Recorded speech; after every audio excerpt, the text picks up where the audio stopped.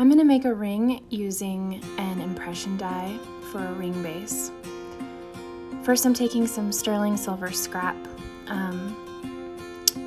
checking to see how much I might need for the weight of the die, putting it in a charcoal block, and heating it with my acetylene torch to melt it. It's just a small amount of metal, so I don't need a super hot torch. I added a little bit of borax flux just to help the metal melt more cleanly.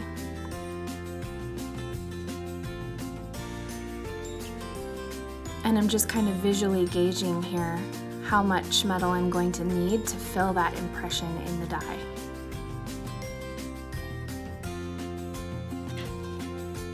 Making sure that my metal is fully molten. And now I have a nice solid little nugget that I can press into my impression die with the hydraulic press. It's important to make sure that whenever you're using impression dies with a pusher, that everything is very well centered in the press. You can rotate the die to make sure that you're pressing the metal evenly.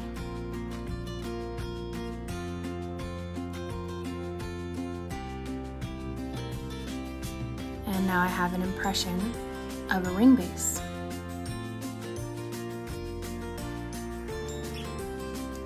I'm going to cut the impression out, cut off the excess metal with my jeweler's saw.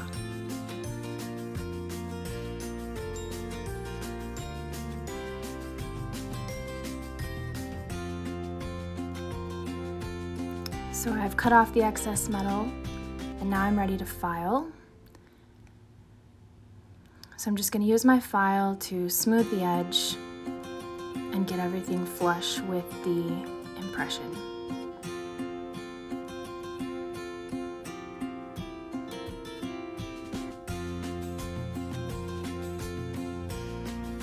So I'm going to create a bezel for this oval stone that's then going to sit on top of that impression. I'm using 24 gauge bezel wire, wrapping it around the stone to determine the length that I need, marking the overlap, and then I'll just cut it off and file the ends so that they're nice and straight and square, so that they come together nicely for soldering. I like to use these PSA sanding discs. I use them a lot in my work. They make finishing work go a lot quicker. And they come in several different grits.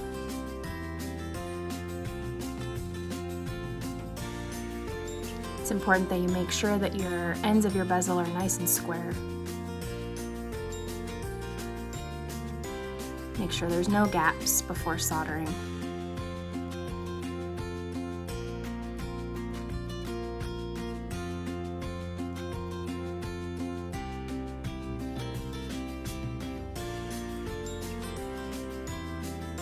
All right, I'm ready to solder.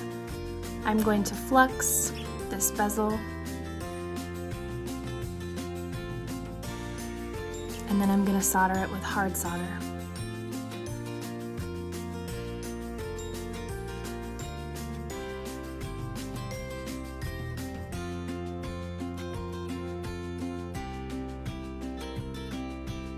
Checking the fit. Looks like it's going to fit nicely.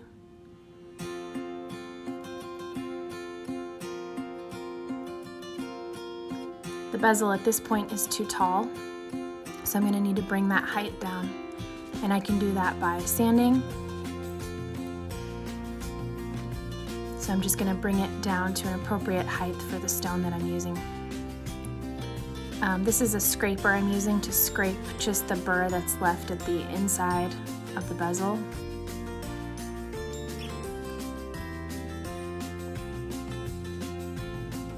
You can use it also to bevel the edge, the top edge of your bezel.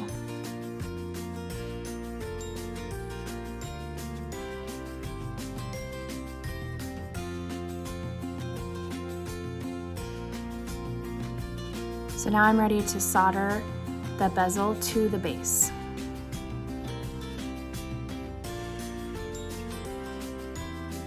There are a couple of ways that you could do this. You could flood some solder on the back of that base piece and then just reflow the solder to the bezel.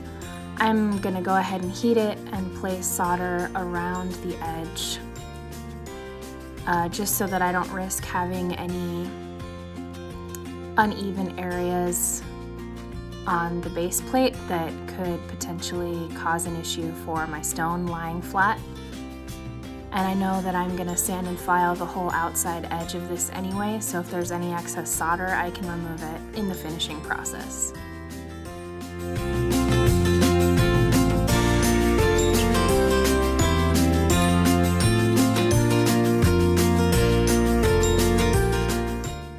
Now I'm cutting some material for the ring shank. And with these ring bases, you're gonna have an open shank or a half shank. So it's not a fully round ring that you're making. The bezel makes up part of the shank itself. So I'm sawing to the appropriate length and then just making sure the ends are nice and flat, nice and straight and square.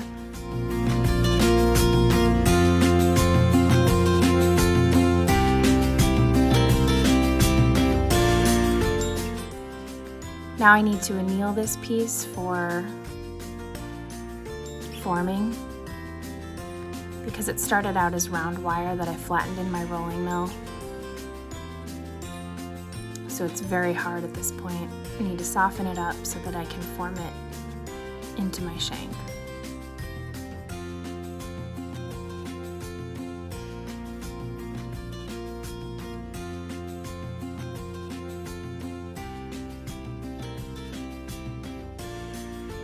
I like to use a nylon mallet so that it doesn't leave any tool marks and it doesn't stretch my metal. Personally, I prefer nylon to rawhide, but that's just a personal preference.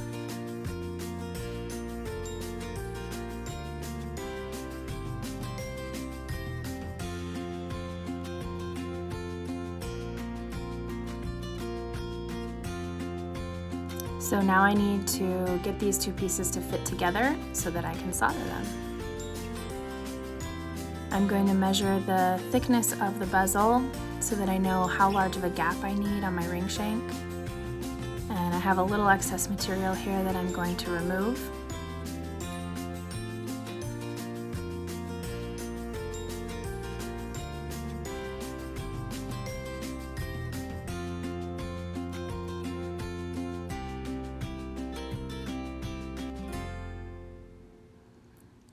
So that width is going to work. I just need to file to the correct angle so that that bezel drops in nicely into that area for soldering. Now I've got it filed to the right angle. At this point I need to finish up the sides of the bezel. They have a lot of excess solder, so I need to smooth it out, because it's going to be a lot easier to do that now than waiting until after it's soldered to the ring shank.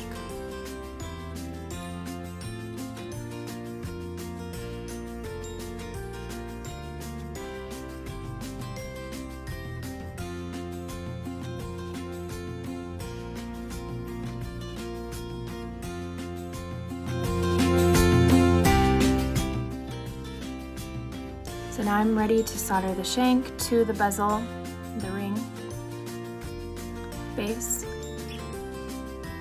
Get it set up in my third arm here. And I'm using medium solder for this, just because I feel like easy solder is not a nice color match for silver. I don't like how yellow it tends to be. So I try to always use hard and medium solder when I can.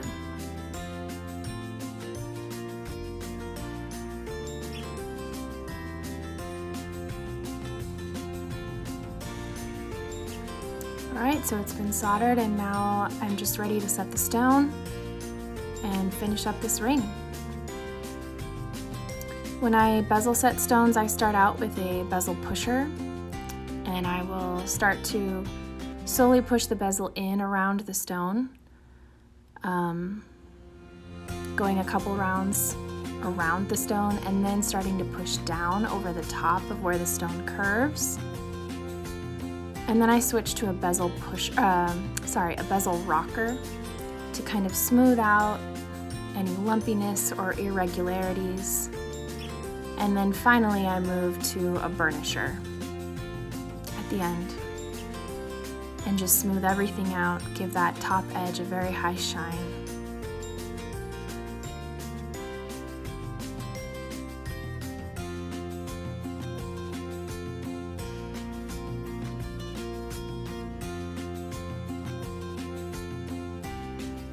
So it's pretty much finished. It just needs a final little bit of polishing, which I'm going to go ahead and take care of with the flex shaft, using a pumice wheel around the stone so that I don't scratch it, and then using some red rouge and a small buff to put a high polish on the rest of the ring.